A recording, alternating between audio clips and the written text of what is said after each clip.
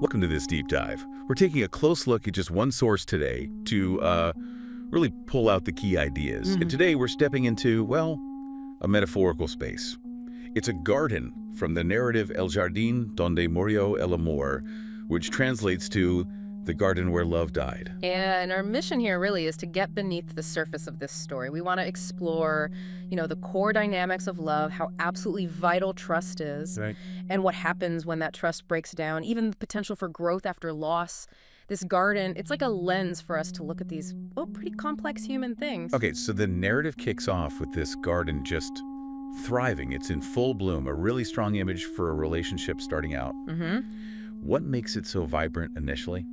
Well, the story gives us some specifics. It mentions love being fed by the dew of honest words and getting sunlight from gazes that said, I trust you.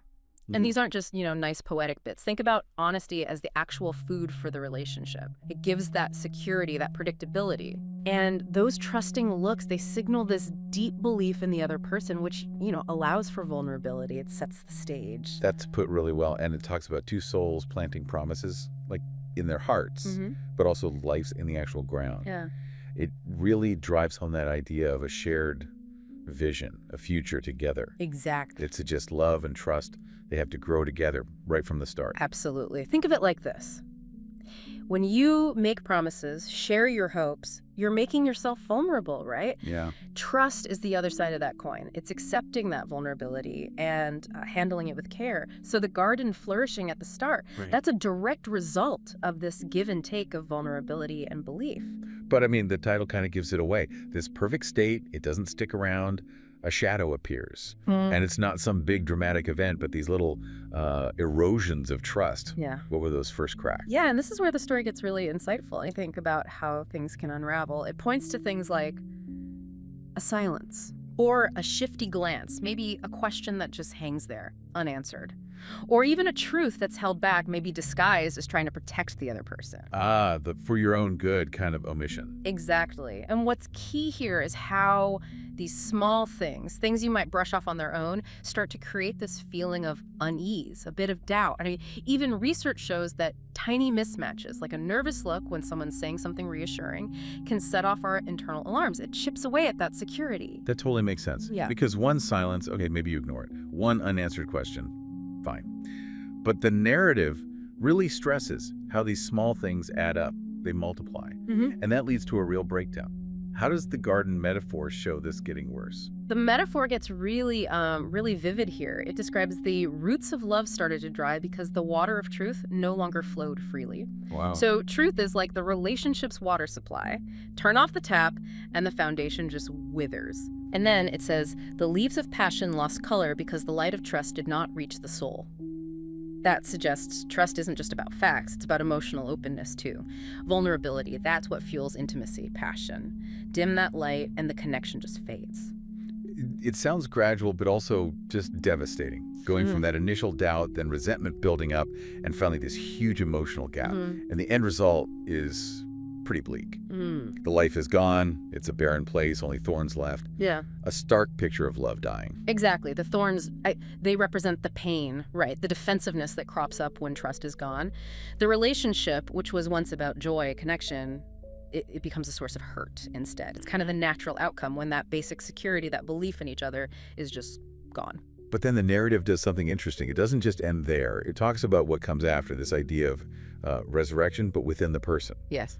And it specifically says the first grief is inward, weeping not for the other, not for what was lost, but for himself. Why focus inward like that? That's a really pivotal moment, I think. It signals a shift away from just blaming the other person or mourning the relationship itself. Right. And towards something deeper, more personal, like a reckoning. That inward grief, it could be the pain of seeing your own vulnerability, maybe the disappointment in those blue-in promises, or maybe even starting to see your own part in how the garden died. Taking some ownership. Maybe. It's definitely a moment of, deep self-awareness, which is pretty crucial if you're going to grow from it. And out of this personal reckoning comes what the story calls an eternal understanding. So what are the big lessons the person takes away from all this? Well, the narrative really boils it down to some core truths.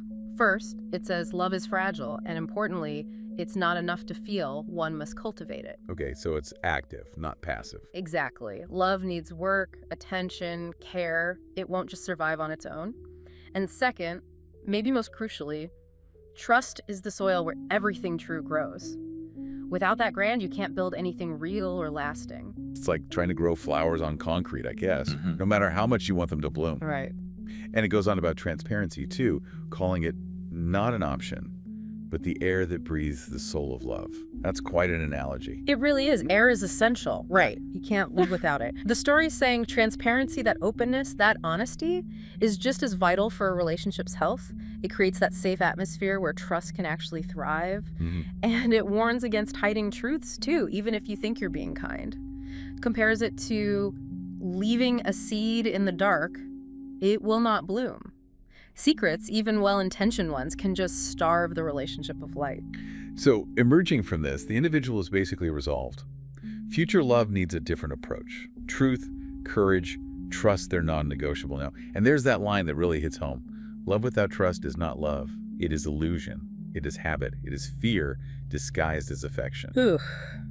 Yeah, that line cuts deep, doesn't it? It really forces you, the listener maybe, to look past the surface of your own connections, what's really holding them together. Is it genuine love built on trust? Or is it, something else? Comfort, routine, maybe even fear of being alone. Realizing that can be a huge catalyst for changing how you approach things. And significantly, the story doesn't end with trying to fix the old, dead garden. Instead, the person cultivates something new inside themselves. A new garden, wiser, more real. What's different about this internal garden? The foundation, I think, is the main difference. The old garden might have sprung up from that initial rush of emotion, that intensity. Yeah, the easy part, maybe? Maybe. But this new garden, it's built on something steadier, on the constancy of commitment. And by truth, even if it hurts, it shows a more mature view, right?